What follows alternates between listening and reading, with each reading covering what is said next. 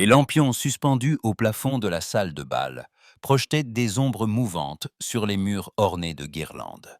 La musique, tout d'abord joyeuse, semblait s'alourdir à l'instant où Héloïse franchit le seuil, enveloppée dans une robe de soie bleu nuit, sa tête droite, son regard inaltérable. Un souffle glacé traversa l'assemblée. Les conversations s'interrompirent, les éventails se figèrent. La comtesse de Sévérac, à la mine pincée, se hâta d'accueillir la nouvelle venue. Mais ses paroles de bienvenue n'étaient que des politesses vides. Héloïse sentit le poids des regards, la pointe du souvenir dans chaque sourire contraint. Elle marcha, déterminée, parmi les convives, la tête haute, chaque pas marquant un défi silencieux. Les dames murmurèrent, certaines baissèrent les yeux, d'autres épiaient chaque geste. Un frisson parcourut la salle lorsque son nom fut prononcé à mi-voix. C'est elle, Héloïse Delorme. De retour des Indes, dit-on.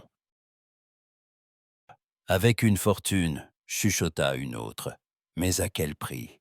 Elle n'avait rien oublié de ce village, ni la lumière dorée du soir sur les blés, ni la morsure de la honte qui l'avait chassée 6 années plus tôt. Elle avait fui, meurtrie, trahie par ceux en qui elle croyait, le cœur brisé par l'infamie orchestrée par la mère de Victor de la Roque. Et voilà que le destin la ramenait ici, changée, enrichie par un ailleurs dont personne ne devinait les secrets. Victor, debout à l'autre bout de la salle, observait la scène à travers la foule. Son visage, autrefois si doux, portait désormais la trace de l'amertume et des nuits blanches. Baron malgré lui, accablé par les dettes laissées par son père, il évitait les regards, muré dans un silence lourd de regrets.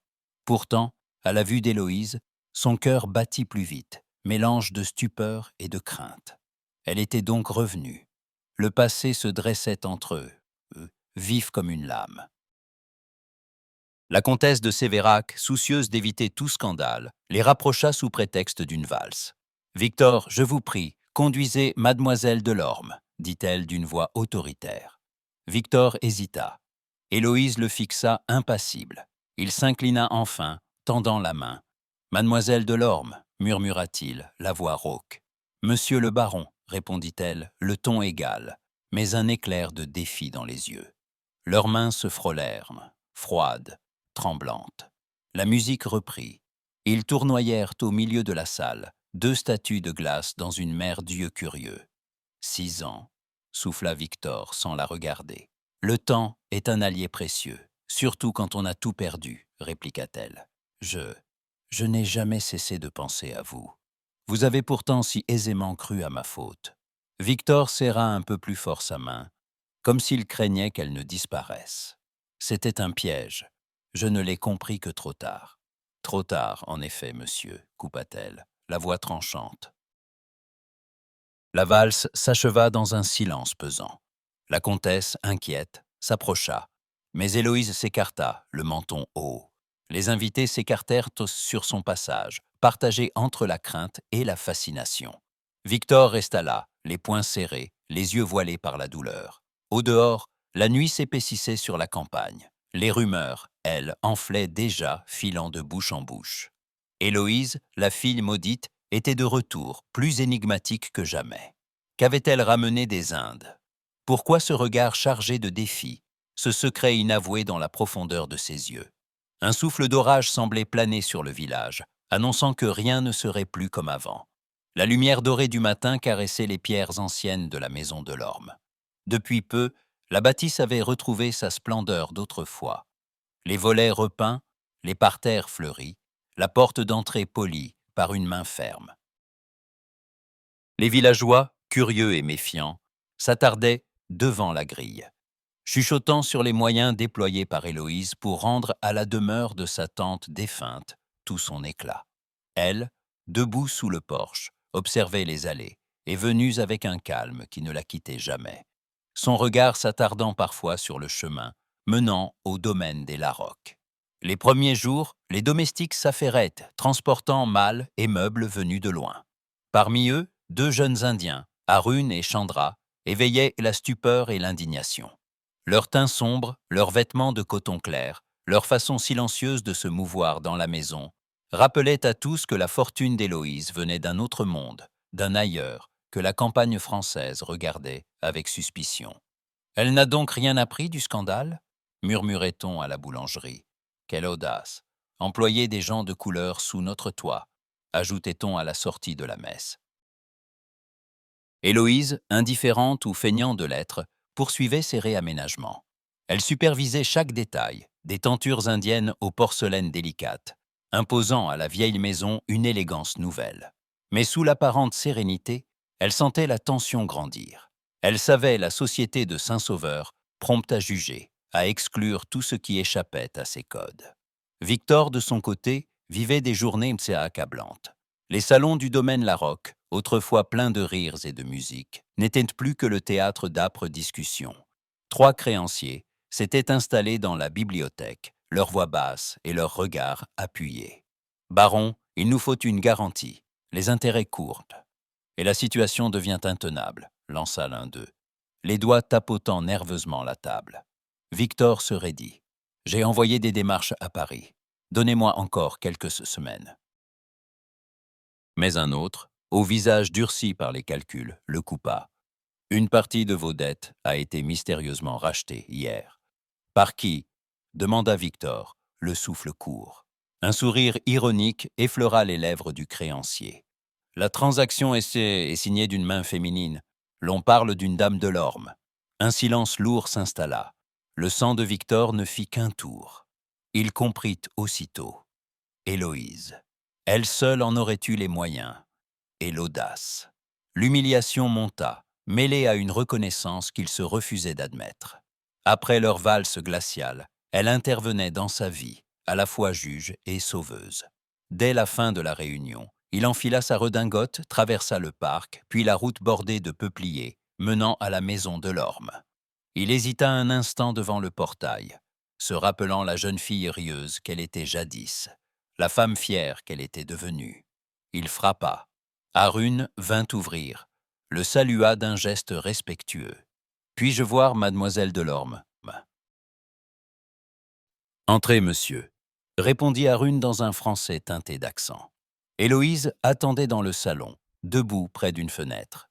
Elle se retourna lentement. « Victor, que me vaut l'honneur de votre visite ?» Sa voix s'était calme, mais son regard acéré. Il se sentit démuni, cherchant ses mots. « J'ai appris votre intervention pour mes dettes. » Un silence. « Pourquoi ?» Elle sourit sans joie. « Devrais-je vous laisser sombrer par orgueil ?» Il s'approcha, la mâchoire crispée. « Vous savez que mon honneur, votre honneur, » coupa-t-elle, la voix froide. « Où était-il quand j'ai été chassé d'ici, traité de paria ?» Il détourna les yeux, honteux. « Je n'ai jamais voulu. Peut-être, mais vous n'avez rien fait pour m'en empêcher.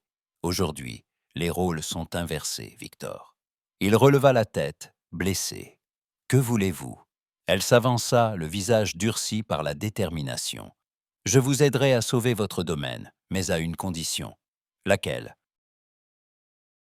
Vous réhabiliterez publiquement ma réputation.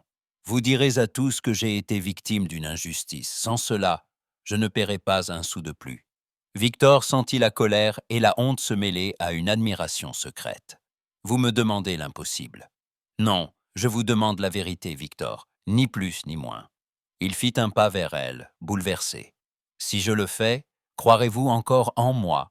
Elle soutint son regard, impénétrable. « Ce n'est pas à moi de croire, mais à vous de réparer. » Un silence tendu s'installa, troublé seulement par le vent dans les arbres. Enfin, Victor s'inclina légèrement. « Vous aurez satisfaction, mademoiselle Delorme. Je tiendrai parole. » À peine était-il reparti que madame de Larocque, tapie dans l'ombre du vestibule, surgit auprès de son fils. « Tu es fou, Victor » siffla-t-elle. « Cette femme n'a apporté que le malheur ici. Elle veut notre ruine. Mère, assez, c'est moi qui ai failli. » Elle se redressa, furieuse. « Je ne la laisserai pas salir notre nom une seconde fois.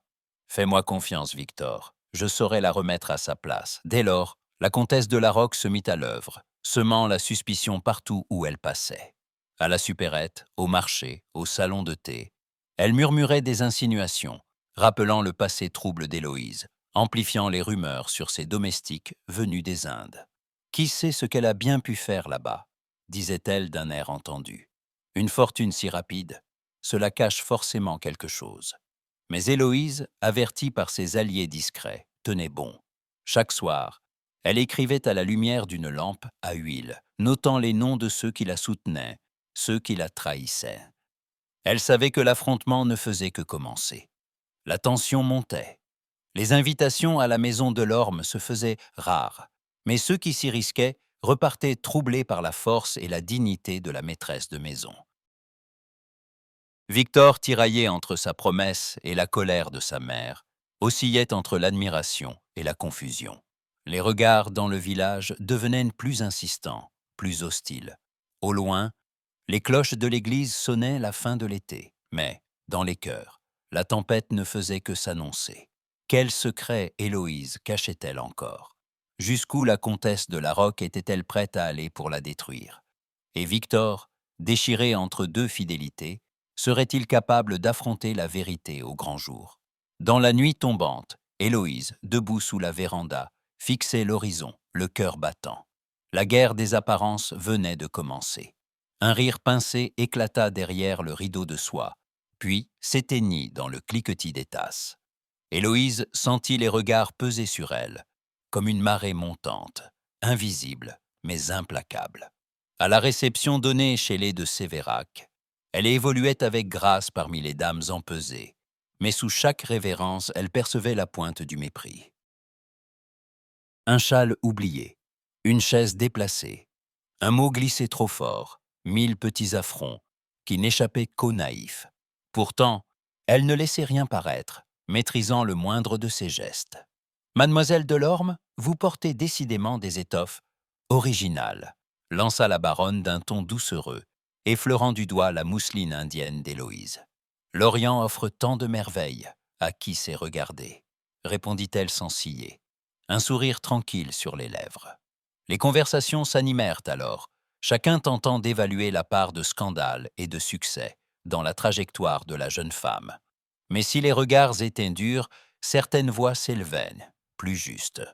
Le docteur Richelieu, homme d'esprit et de science, s'approcha d'Héloïse après qu'elle eut discrètement pris des nouvelles d'une servante malade. « Votre sollicitude vous honore, mademoiselle. Il n'est pas courant de voir pareille générosité, surtout envers les humbles. » Elle inclina la tête, émue. « J'ai beaucoup reçu, docteur. Il est naturel de rendre un peu à peu. Sa dignité, son intelligence et surtout, sa manière de traiter chacun sans distinction impressionnait. » Le notaire Varenne, d'abord distant, se surprit à lui demander conseil sur l'éducation de ses filles. L'abbé lui-même, lors d'une collecte pour les orphelins, salua publiquement sa générosité. Mais l'opprobre restait tapis, alimenté par les murmures et la vigilance de la comtesse de la Roque, qui ne manquait jamais une occasion de rappeler le passé trouble d'Héloïse. Victor, quant à lui, se débattait dans ses contradictions.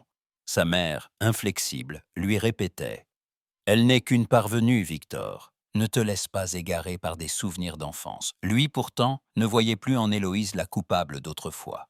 Il admirait sa force, sa noblesse d'âme. Plus d'une fois, lors de dîners ou de réceptions, il surprit son regard, et quelque chose d'ancien, de fragile, semblait renaître entre eux, une complicité éteinte, mais jamais tout à fait morte. Un soir, une tempête éclata sur le village. Le ciel se zébra d'éclairs, la pluie cingla les toits et les champs. Héloïse, qui rentrait à pied d'une visite au presbytère, fut surprise par la violence de l'orage. Elle se hâta vers le premier abri, la petite orangerie du parc de Sévérac. Elle y entra, trempée, le souffle court. Mais à l'intérieur, une silhouette masculine se redressa, surprise elle aussi.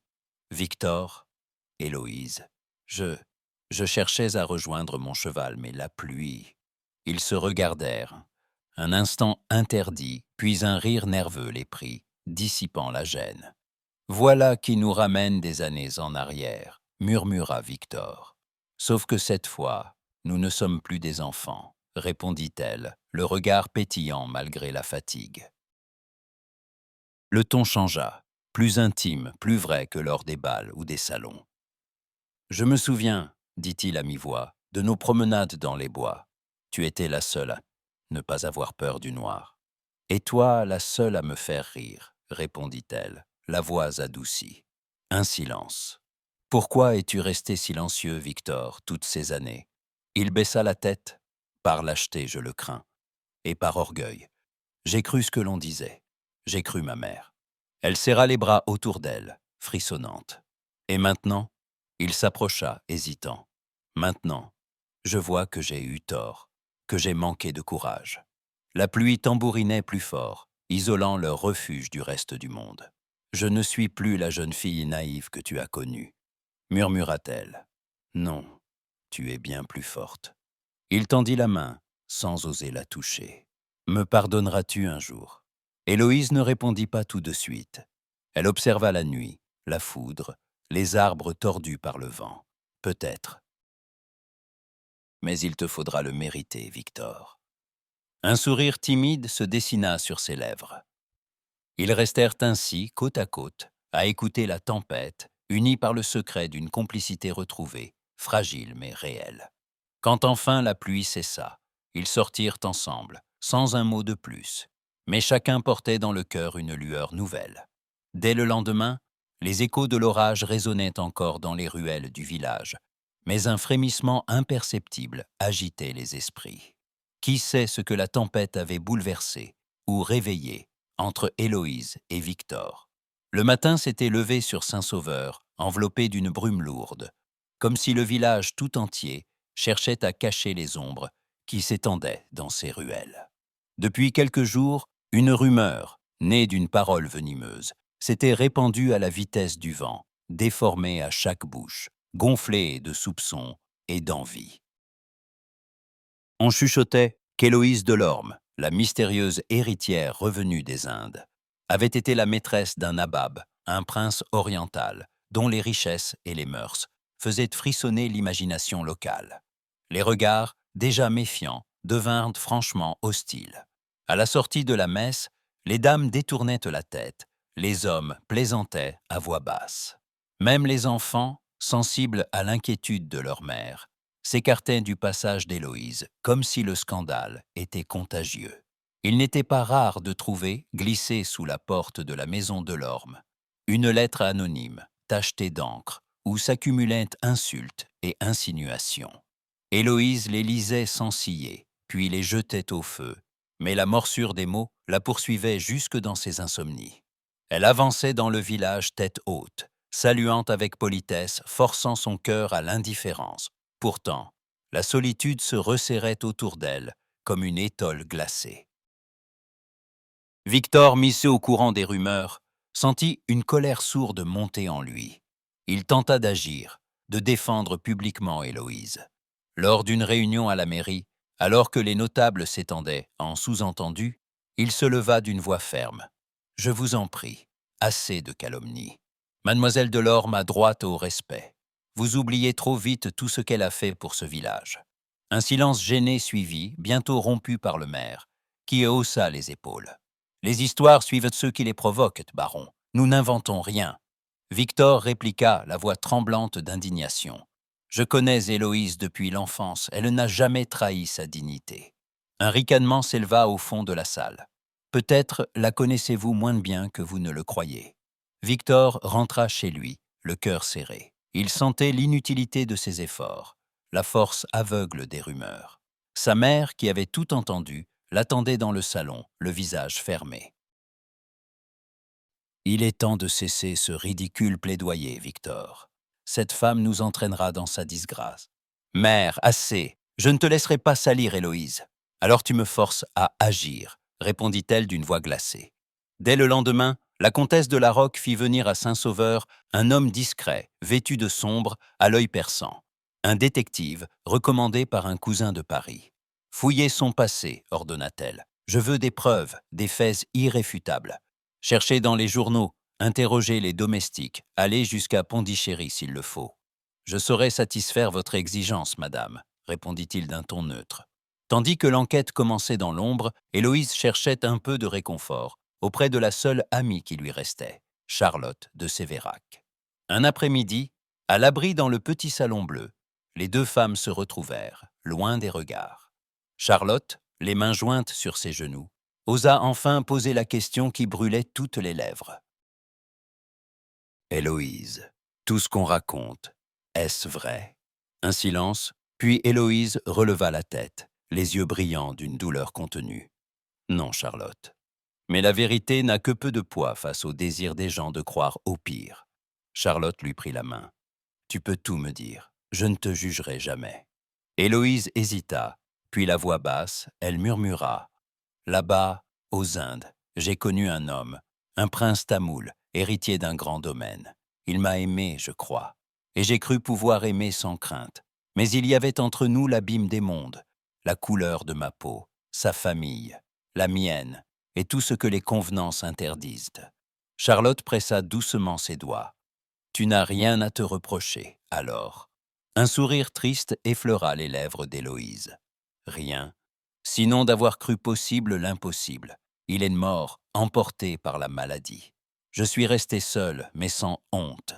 Les rumeurs, elles, n'ont retenu que ce qu'elles voulaient de voir. » Charlotte la serra dans ses bras. « Je te crois, Héloïse, et je te défendrai. »« Merci, » murmura Héloïse, émue malgré elle. « Mais la vérité ne suffit pas toujours, Charlotte. Ici, le soupçon est plus fort que la parole d'une femme. Les semaines passèrent, et la pression monta. Les commerçants refusaient parfois de rendre la monnaie à Héloïse. Les invitations se tarirent.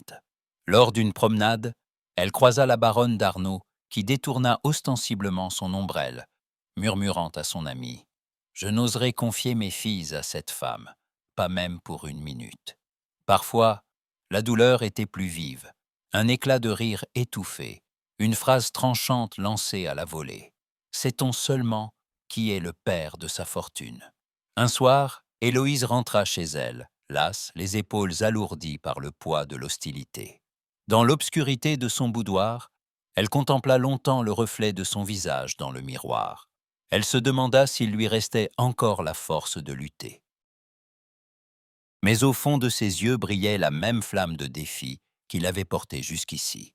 Victor, de son côté, luttait contre sa propre impuissance. Il multipliait les gestes, tentait de convaincre, mais partout, il se heurtait à la même barrière. « Ce n'est pas à vous, baron, de défendre une femme qui ne vous appartient plus », lançait-on crûment lors d'un dîner. Il rentrait, le soir, le cœur serré, envahi par un sentiment d'échec. Mais plus il voyait Héloïse souffrir, plus il se jurait de ne pas l'abandonner. Le détective, lui, poursuivait ses investigations, interrogeant les domestiques, consultant les registres, fouillant les archives des ports et des consulats.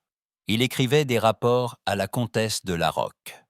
Rien de compromettant pour l'instant. Les Indiens, employés chez mademoiselle Delorme, lui témoignent respect et fidélité. Les commerçants de Pondichéry parlent d'une femme droite, généreuse, mais discrète. Je poursuis les recherches. La comtesse, frustrée par l'absence de scandale, s'acharnait, persuadée qu'elle finirait par trouver la faille. Pourtant, même au plus fort de la tourmente, Héloïse refusait de plier. Un jour, à la sortie de la grand-messe, elle s'avança vers le parvis, tous les regards braqués sur elle. Elle s'arrêta devant la baronne d'Arnaud, la tête droite. « Vous avez quelque chose à me dire, madame ?» demanda-t-elle d'une voix claire. La baronne, surprise, balbutia. « Non, rien. » « Alors, veuillez cesser de parler derrière mon dos. J'ai commis bien des erreurs, mais je n'ai jamais menti sur mon honneur. » Un silence s'abattit sur l'assemblée. Certains détournèrent les yeux, d'autres, secrètement, éprouvèrent une pointe d'admiration. Ce soir-là, seule dans sa chambre, Héloïse sentit pourtant la fatigue la gagner. Elle songea à ses parents disparus, à la maison de son enfance, à la promesse silencieuse qu'elle s'était faite de revenir un jour, la tête haute. Elle pensa à Victor, à Charlotte, à ses rares mains tendues dans l'adversité. Mais elle songea aussi à tout ce qui lui restait à affronter, à la solitude qui l'enveloppait et à l'ombre du passé qui planait encore sur sa vie. Dans le village, la rumeur, loin de s'éteindre, semblait chercher une nouvelle proie, un nouveau secret à dévorer. Mais cette fois, Héloïse sentait naître en elle un étrange mélange de tristesse et d'espoir, comme si, au bout de la nuit, l'aube pouvait encore promettre la justice. Alors que minuit sonnait au clocher, une silhouette discrète s'éloigna de la maison de l'Orme, un dossier sous le bras. Le détective, l'œil brillant, semblait enfin tenir une piste. Héloïse, elle, veillait encore, le regard tourné vers l'obscurité, prête à affronter la prochaine épreuve, sans soupçonner que la vérité, cette nuit-là, avait commencé à marcher vers elle. Victor fixait la pluie qui martelait les vitres du salon, le cœur envahi d'un malaise nouveau. Depuis des jours, une idée s'était insinuée en lui, refusant de s'effacer. Et si tout ce qu'on avait dit d'Héloïse n'était qu'un tissu de mensonges, l'image de la jeune femme, droite face à l'hostilité, hantait ses nuits. Il se rappelait ses éclats de rire d'enfant, la candeur de ses premiers aveux, et ne retrouvait rien de la débauchée que peignaient les commérages. Il décida d'agir. À pas feutrés, Victor entreprit sa propre enquête, interrogeant d'anciens domestiques, consultant les registres de la paroisse, feuilletant de vieilles correspondances retrouvées dans un tiroir de son père. Ce fut dans une lettre jaunie, oubliée au fond d'un coffret, qu'il découvrit le poison véritable, la plume de sa propre mère, écrivant à la comtesse d'Arnaud pour demander son soutien dans l'exclusion de la petite Delorme, dont la conduite menace l'honneur de nos familles. Plus loin, il lut les mots d'une cruauté froide. Les ragots suffisent. Il n'est pas nécessaire qu'ils soient vrais. Victor sentit la honte le submerger. Il comprit alors toute l'étendue de l'injustice. Sa mère n'avait pas seulement condamné Héloïse, elle avait ourdi le scandale, l'avait livrée à la vindicte du village. Héloïse n'avait été coupable que de naître au mauvais endroit, d'aimer celui qu'il était. Déterminé à réparer ses torts, il chercha à la voir, guettant le moment où il pourrait parler sans témoin. Il la trouva un matin, dans le jardin de la maison de l'Orme, penchée sur un rosier blessé par la grêle. « Héloïse, je dois vous parler, » murmura-t-il, la voix tremblante. Elle se redressa, le regard fermé. « Ce n'est pas le moment, Victor. Je sais la vérité maintenant. Je sais ce que ma mère t'a fait. Tu sais où tu regrettes ?» Il s'approcha, suppliant. « Je te demande pardon. Je n'ai pas voulu te croire, alors que tu ne méritais que justice. » Elle détourna la tête, la mâchoire serrée. « Les regrets ne réparent pas les années perdues, Victor, ni les humiliations. Dis-moi ce que je peux faire. Laisse-moi t'aider, te défendre. »« Me défendre » siffla-t-elle. « Je n'ai plus besoin de protecteur. Ce que je réclame, c'est la vérité, dite haut et fort, devant tous ceux qui m'ont sali. » Leurs voix, d'abord basses, s'enflammèrent. « Tu crois que je n'ai pas souffert, Héloïse. Tu crois que ces années ont été faciles pour moi. C'est toi qui es resté, Victor. C'est moi qui ai été banni, trahi par ceux que j'aimais. J'ai été lâche, oui, mais je t'aimais. Je t'aime encore. Tu aimes une illusion. La vraie Héloïse, tu n'as jamais voulu la voir. » Un silence lourd de larmes retenues. Victor voulut la prendre dans ses bras. Elle le repoussa, le regard brûlant de colère. « Tu ne peux pas tout effacer d'un mot, Victor. Je n'ai plus la force de croire à tes remords. » Il resta là, désemparé, la voyant s'éloigner sous les arbres, sa silhouette droite malgré la tempête intérieure. Le soir même, un dîner mondain rassembla toute la société de Saint-Sauveur chez les Sévérac. La tension était palpable. Les conversations tournaient autour des derniers scandales, chacun surveillant l'autre du coin de l'œil. Héloïse entra tard, vêtue d'une robe sombre, la tête haute. Victor, assis à la droite de sa mère, la suivit du regard, le cœur serré. À table, la comtesse de la Roque, radieuse d'une assurance cruelle, lança à mi-voix, sans la nommer. « Il est des fortunes qui s'acquièrent dans la honte, et des femmes qui ne sauraient prétendre à l'honneur. » Un silence glacé tomba. Héloïse posa calmement sa fourchette, croisa le regard de la comtesse. « Parlez-vous de moi, madame ?» La comtesse feignit la surprise. « Je n'ai cité personne. Si vous vous sentez visée, je le suis, en effet, et je vous remercie de me donner l'occasion de répondre. » La salle retint son souffle. Vous avez répandu le venin, madame, sans jamais oser le poison enfin. Je suis revenu ici sans honte, parce que je n'ai rien à cacher. Vos calomnies n'ont servi qu'à révéler la petitesse de ceux qui les propagent. Un murmure parcourut la table. La comtesse pâlit, mais Héloïse continua, la voix ferme. Vous m'avez banni, mais c'est votre nom qui sera terni par la cruauté. Ce soir, devant tous, je revendique mon honneur. Je n'ai rien à redouter de la vérité. Victor, bouleversé, se leva à son tour. Mademoiselle Delorme a raison. J'ai péché par lâcheté et je le regrette. Je vous demande à tous de cesser ces attaques injustes. La stupeur se lisait sur tous les visages. La comtesse se leva, furieuse, la voix tremblante. « Tu es fou, Victor. Tu oses prendre le parti de cette femme digne, oui, mère. » Il se tourna vers Héloïse, les yeux brillants. « Je ne me tairai plus. » Un scandale éclata. Les invités se levèrent, certains choqués, d'autres fascinés. Héloïse croisa le regard de Victor, où brûlait tout la douleur et l'admiration. Pour la première fois, elle sentit que la peur changeait de camp. Mais la tempête n'était pas apaisée. Dans la nuit qui suivit, chaque famille de Saint-Sauveur murmurait sur ce dîner inoubliable. La comtesse ruminait sa défaite, jurant de ne pas s'avouer vaincue. Victor, lui, n'avait jamais été aussi décidé à affronter le passé.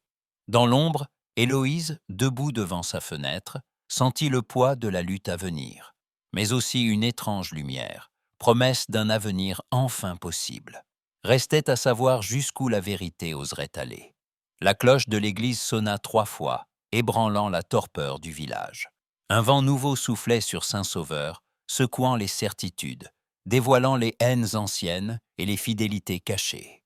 Depuis le scandale du dîner chez les Sévérac, la société tout entière semblait coupée en deux. Dans les salons, à la boulangerie, sur la place du marché, on murmurait le nom d'Héloïse Delorme avec crainte ou admiration. « C'est une intrigante », disait la baronne d'Arnaud, la voix pleine de fiel. « Elle a divisé la maison des Larocque, elle retournera d'où elle vient. »« Elle a plus de courage que tous ces messieurs réunis », répliquait le docteur Richelieu, indigné. « Elle a souffert pour notre lâcheté. » Les clans se formaient. Les uns détournèrent les yeux quand Héloïse traversait la grande-rue, d'autres, plus audacieux, la saluaient avec respect. Le curé lui-même, lors de son prêche, évoqua le devoir de charité et de justice envers ceux que la rumeur accable. Jamais, de mémoire d'habitants, le village n'avait connu pareille fièvre.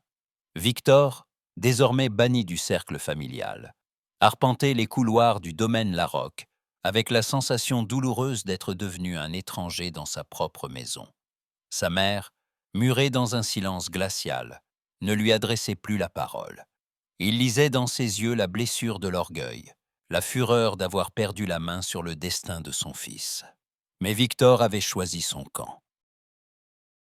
Il n'était plus question pour lui de reculer.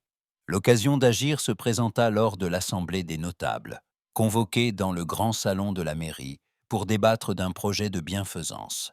Les chaises étaient rangées en cercle, les visages graves, l'atmosphère tendue. Victor, vêtu d'une redingote sombre, entra dans la salle, salua brièvement les présents, puis s'avança au centre, le regard déterminé. Le maire ouvrit la séance, mais très vite, les allusions fusèrent. Avant de parler de charité, certains devraient méditer sur leur conduite, lança la comtesse de Larocque, les yeux rivés sur son fils. Victor se leva d'un bond. « Permettez-moi, monsieur le maire, d'intervenir. » Un murmure parcourut la salle. « J'ai longtemps gardé le silence, j'ai laissé la rumeur salir une femme que je respecte et que j'ai aimée. Aujourd'hui, je veux que tout le monde sache la vérité. » Il prit une grande inspiration, la voix vibrante d'émotion. « J'ai été manipulé, aveuglé par la peur et la volonté de préserver mon nom. J'ai abandonné Héloïse Delorme, alors qu'elle était innocente. Je le regrette amèrement. Je demande pardon publiquement, et j'espère que le village saura reconnaître sa valeur. » Un silence de plomb s'abattit. La comtesse blêmit, le maire détourna les yeux. Certains notables baissèrent la tête. Mais d'autres, touchés par la sincérité de Victor, hochèrent lentement la tête. « C'est un homme d'honneur. souffla le docteur Richelieu à son voisin. La baronne d'Arnaud, offusquée, se leva. Vous osez ainsi exposer les nôtres à la honte. Victor répondit d'un ton ferme. La honte n'est pas de dire la vérité, madame, mais de la cacher. Dans les jours qui suivirent, la nouvelle se répandit comme une traînée de poudre. Victor était devenu un paria pour sa famille, mais il avait gagné l'estime de ceux qui, jusqu'alors, n'osaient s'exprimer. Héloïse, elle, reçut la nouvelle avec une émotion mêlée d'appréhension. Elle savait que rien n'était encore gagné, mais le geste de Victor avait brisé le mur du silence. Un soir, il vint à la maison de Lorme. Il attendit sous la véranda, chapeau à la main, le cœur battant. Arune l'introduisit sans un mot. Héloïse descendit l'escalier, hésitante. Un long silence s'installa. « Je sais ce que tu as fait, » murmura-t-elle. « Je n'avais plus le choix. Je ne pouvais pas continuer à vivre dans le mensonge. » Elle détourna les yeux. « Tu as tout perdu pour moi, Victor. » « Non, j'ai retrouvé ce qui compte vraiment. » Elle resta interdite, bouleversée par la sincérité de sa voix. « J'ai peur, Victor, peur de me tromper encore, peur d'ouvrir mon cœur. Je ne te demande rien, Héloïse, juste le droit de me tenir à tes côtés. » Elle baissa la tête, émue. Le silence devint presque doux, chargé d'une tendresse fragile, d'un espoir encore timide. Les jours suivants, une idée s'imposa à Héloïse. Si elle voulait regagner la confiance de la communauté, il fallait agir, non pas par des discours, mais par des actes. Elle proposa à Victor d'organiser ensemble une grande fête de charité au profit des orphelins du village. L'annonce fit l'effet d'un coup de tonnerre. Certains crièrent à la manœuvre, d'autres virent là une chance de réconciliation. Charlotte, fidèle amie, s'engagea à leur côté. On dressa des tentes dans le parc de l'Orme, on installa des lanternes, des buffets, des jeux pour les enfants. Arune et Chandra s'impliquèrent avec ardeur. Les notables apportèrent des paniers de victuailles. Le curé promit une bénédiction.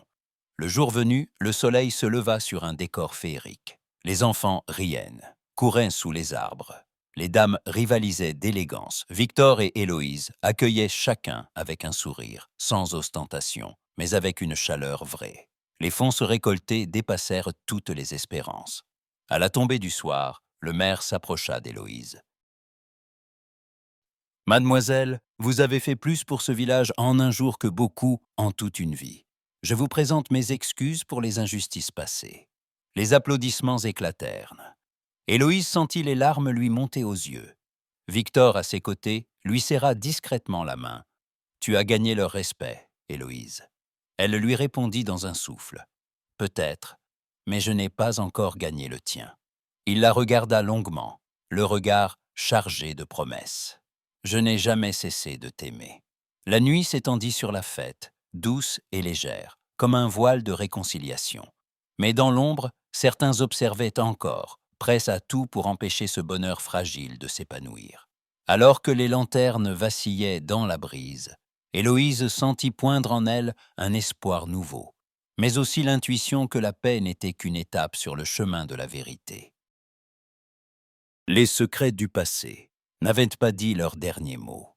Un souffle d'été, chargé du parfum des roses et du foin coupé, flottait sur la maison de l'Orme, tandis que les préparatifs de la fête battaient leur plein.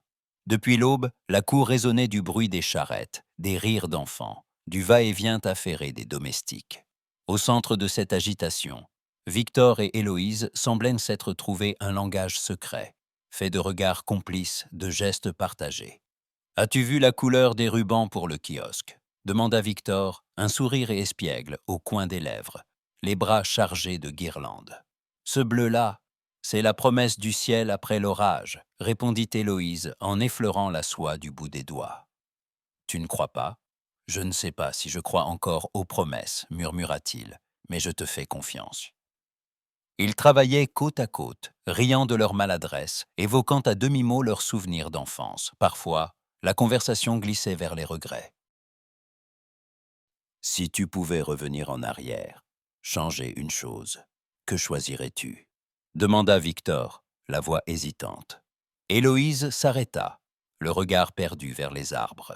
« Je me serais défendu plus tôt. J'aurais crié ma vérité, même si personne ne voulait l'entendre. Et toi ? J'aurais eu le courage de te croire, chuchota-t-il.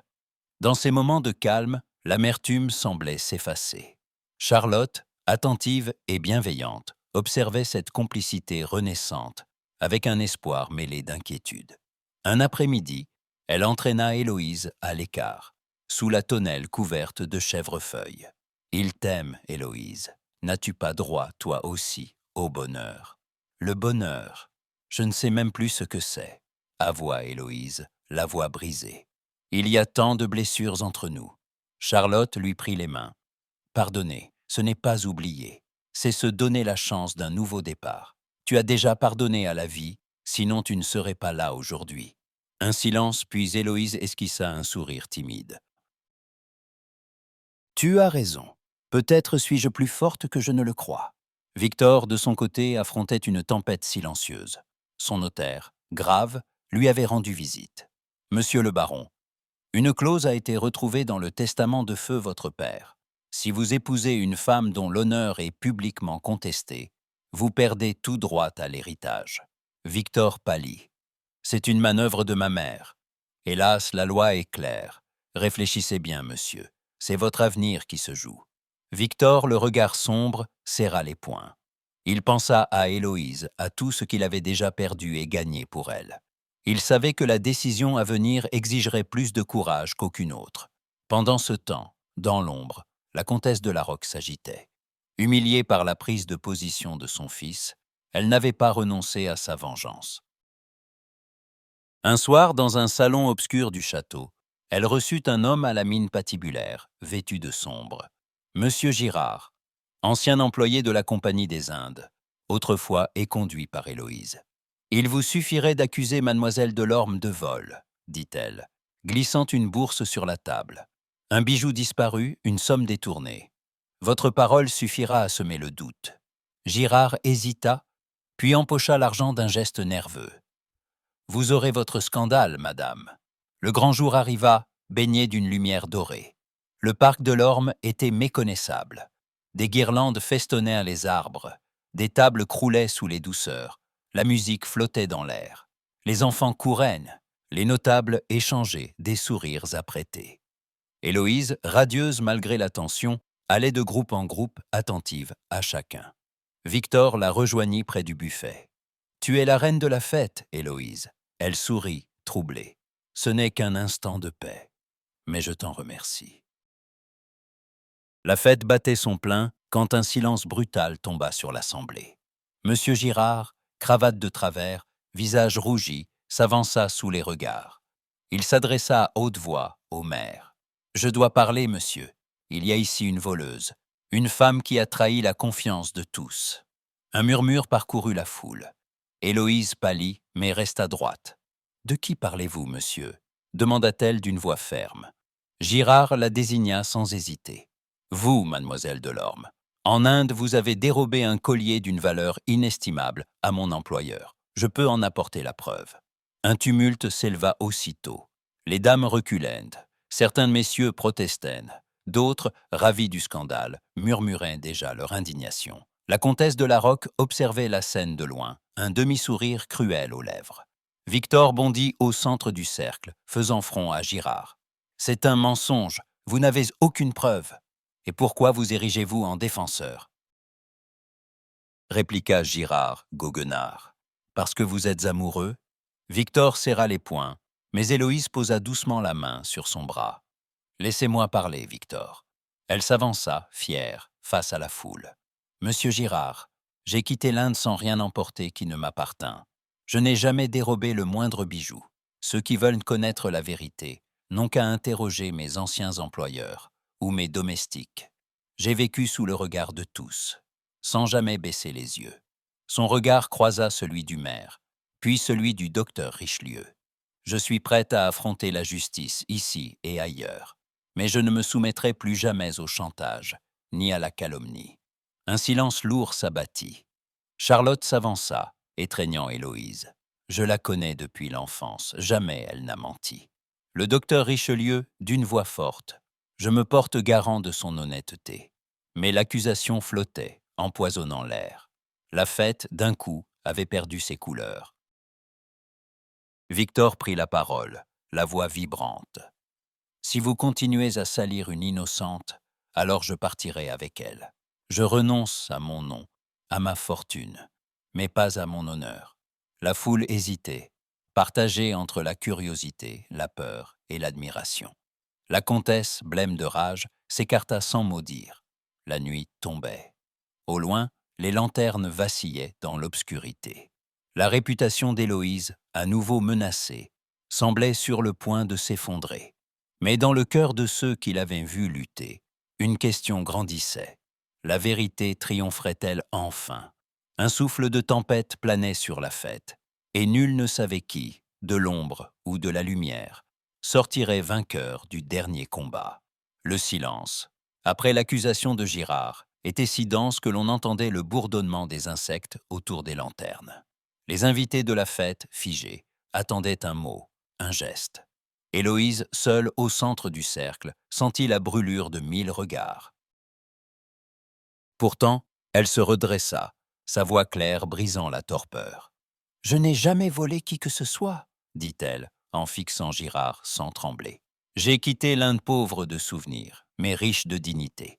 Je défie quiconque d'apporter la moindre preuve de ce mensonge. » Quelques rires étouffés, des murmures sceptiques. La comtesse de Larocque, tapie dans l'ombre, savourait l'instant. Victor, blême, sentit la colère lui monter à la gorge. Il s'avança brusquement, faisant face à Girard et à la foule. « Cela suffit !» cria-t-il, la voix rauque. « Je ne laisserai pas ce bal devenir un tribunal pour une femme innocente. Tout ceci n'est qu'une machination honteuse. » Girard, pris de court, tenta de garder contenance. « Je sais ce que j'ai vu. »« Ce que vous avez vu ? Ou ce qu'on vous a payé pour dire ?» Coupa Victor les poings serrés. « Car je n'ignore rien, monsieur. Ma mère vous a soudoyé pour salir Héloïse, tout comme elle a jadis manipulé le village contre elle. Et je le prouverai. » Un tumulte s'éleva. Les invités, soudain moins sûrs d'eux, échangeaient des regards inquiets. La comtesse s'avança, furieuse. « Tu oses m'accuser devant tous ? Tu perds sur la tête, Victor !»« Non, mère, je retrouve l'honneur que tu m'as appris à mépriser, » répondit-il d'une voix qui tremblait d'émotion. Héloïse, debout, se sentit envahie par la gratitude et la peur. Elle vit alors Charlotte s'élancer à son tour, brandissant une enveloppe. « Je peux apporter la preuve que Girard ment, » déclara-t-elle d'une voix forte. « Voici des lettres échangées entre lui et Madame de Larocque. Il y est question d'une somme d'argent, d'un faux témoignage, et même du collier dont il prétend avoir été témoin du vol. J'ai interrogé le consul des Indes, qui atteste par écrit qu'aucune plainte n'a jamais été déposée contre Héloïse Delorme. » Elle tendit les documents au maire, qui les lut à voix basse, blêmi, puis leva les yeux vers l'assemblée. « Tout cela est exact, » murmura-t-il. « La vérité vient d'être faite. » Un souffle parcourut la foule. La baronne d'Arnaud croisa le regard d'Héloïse, troublée. Le docteur Richelieu s'inclina devant elle. « Je vous dois des excuses, mademoiselle. Ce village vous doit des excuses. » Girard, confondu, tenta de s'éclipser, mais 2 hommes le retinrent. La comtesse, défaite, s'effondra sur un banc, le visage fermé. Victor, épuisé, se tourna vers Héloïse. « Tu es libre maintenant, libre de ce passé, libre de ces chaînes. » Elle le regarda longuement, les yeux embués. Libre, mais à quel prix? Dans le parc, la tension retombait, laissant place à un mélange de honte et d'admiration. Les enfants reprirent que leur jeu, timidement. Les dames chuchotaient. Certains hommes saluaient Victor, d'autres l'évitaient. Mais l'essentiel était là. Le nom d'Héloïse était lavé de tout soupçon. La fête, pourtant, ne reprit pas. Le poids des révélations écrasait l'enthousiasme. Victor se pencha vers Héloïse. « Il ne me reste plus rien ici. Ma mère m'a déshérité. Le domaine sera vendu. Mais je n'ai plus peur. Viens avec moi, Héloïse. À Paris, nous recommencerons. Nous bâtirons une vie nouvelle, loin de tout cela. » Elle tressaillit, surprise par la force de cette demande. « Recommencer » murmura-t-elle. « Après tout ce qui a été détruit. Tout est à reconstruire, je le sais. Mais je veux le faire avec toi. Tu es prête à vivre dans la pauvreté, sans nom, sans fortune pour moi. Je n'ai plus rien à perdre, sinon toi, Héloïse. Elle détourna les yeux vers la nuit, son cœur tiraillé. L'ombre de la trahison, de la douleur, planait encore. Pouvait-elle tout oublier? Oublier les années d'humiliation, la peur, le doute?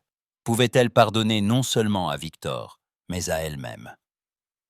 Charlotte la rejoignit, la prenant doucement par les épaules. « Tu as le droit d'hésiter, Héloïse, mais n'aie pas peur du bonheur. Il ne se bâtit jamais sur des certitudes, mais sur le courage d'essayer. » Autour d'eux, la société commençait lentement à changer. Certains anciens détracteurs vinrent offrir leurs excuses, d'autres restaient à distance, incapables d'accepter la vérité. Mais la voix d'Héloïse, sa dignité, avait ébranlé les fondations de ce monde figé. Victor attendait, fébrile, les yeux pleins d'espérance et d'inquiétude. « Viens, Héloïse, souffla-t-il.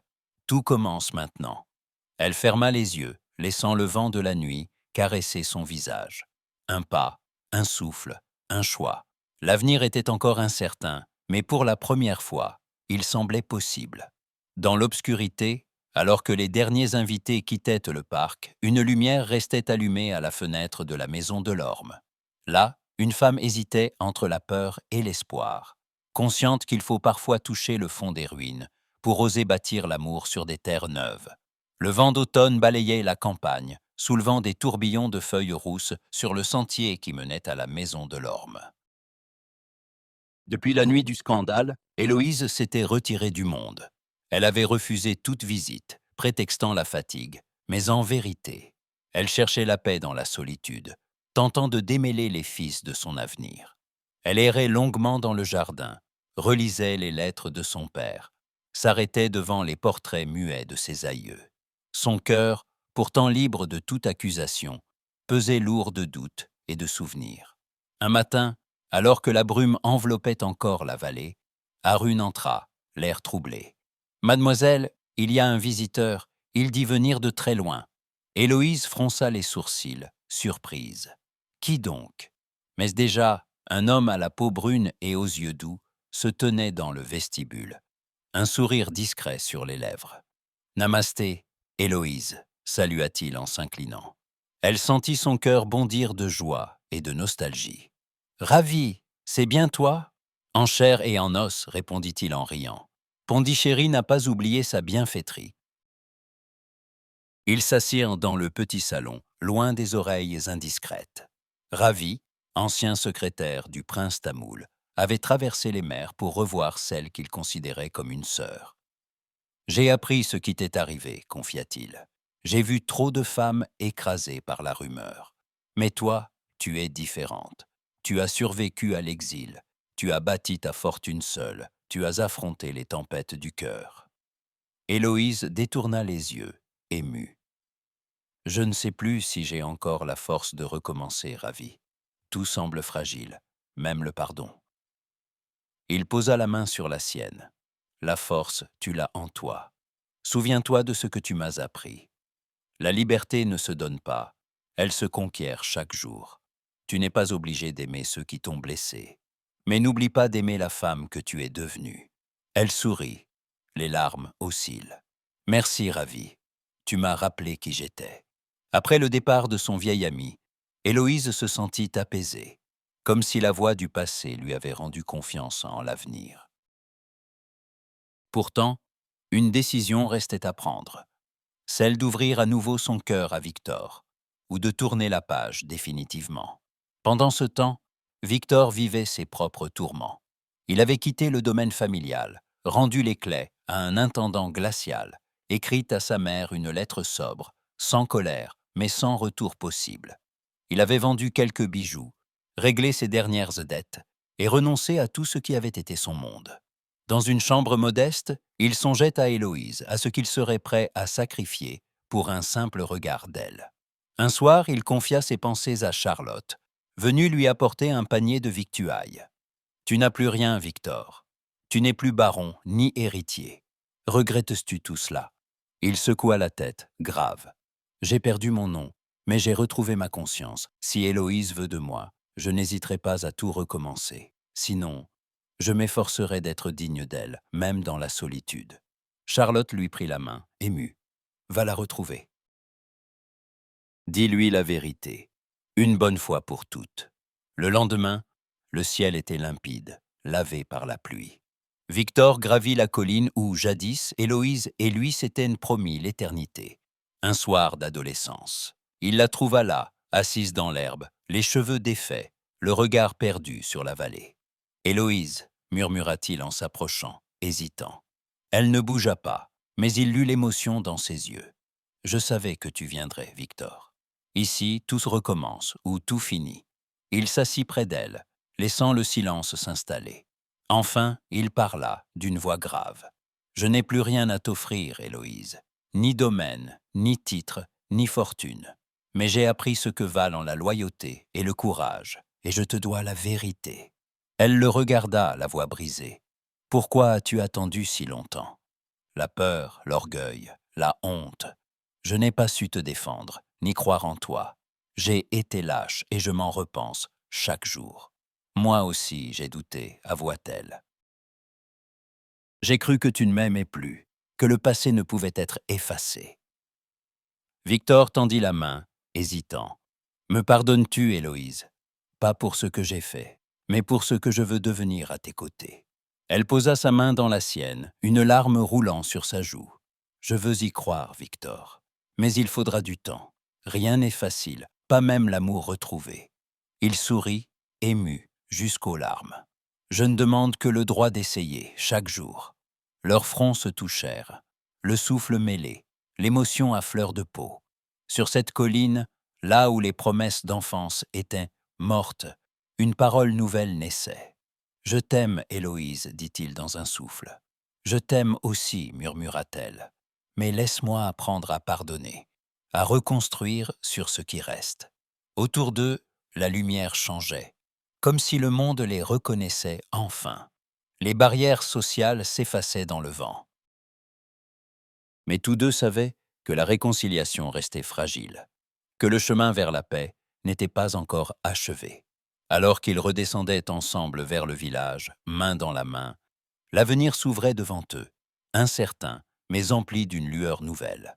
Restait à affronter les doutes, les regards, et à inventer jour après jour une vie où la confiance renaîtrait de la douleur.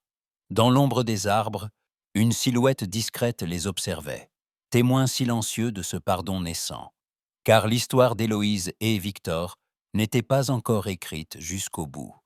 Les premières lueurs d'un matin pâle baignaient la campagne de Saint-Sauveur, lorsque Victor et Héloïse traversèrent, bras dessus bras dessous, la grande allée bordée de tilleuls. Le village semblait figé dans une attente silencieuse, comme s'il retenait son souffle devant ce départ annoncé. La charrette, modeste, attendait devant la maison de l'orme. 2 malles, quelques livres, un coffret de souvenirs. Voilà tout ce qu'ils emportaient. Mais dans leur regard brillait une détermination nouvelle, celle des êtres qui avaient tout perdu sauf l'essentiel. La veille, le cercle des amis fidèles s'était réuni une dernière fois autour d'eux.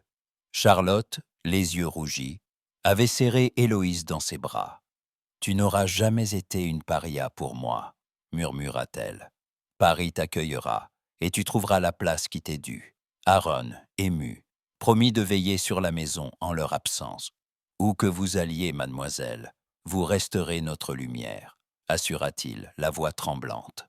Victor, debout face à la fenêtre ouverte, avait contemplé le ciel étoilé. « Je n'ai plus rien, Héloïse, que cette vie à t'offrir.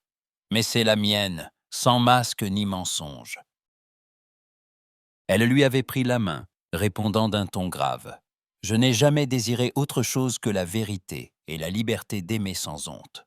Tant que nous serons ensemble, il n'y aura plus de honte à porter. » Au matin, le village s'éveilla à peine que déjà les premiers curieux se massaient à distance. Certains saluaient d'un signe discret, d'autres détournaient le regard. La mère de Victor, murée dans sa dignité blessée, n'apparut pas.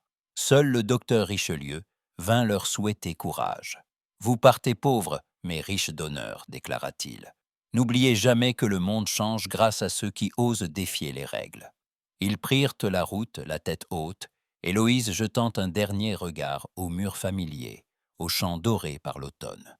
Elle sentit un serrement au cœur, mais aucune hésitation.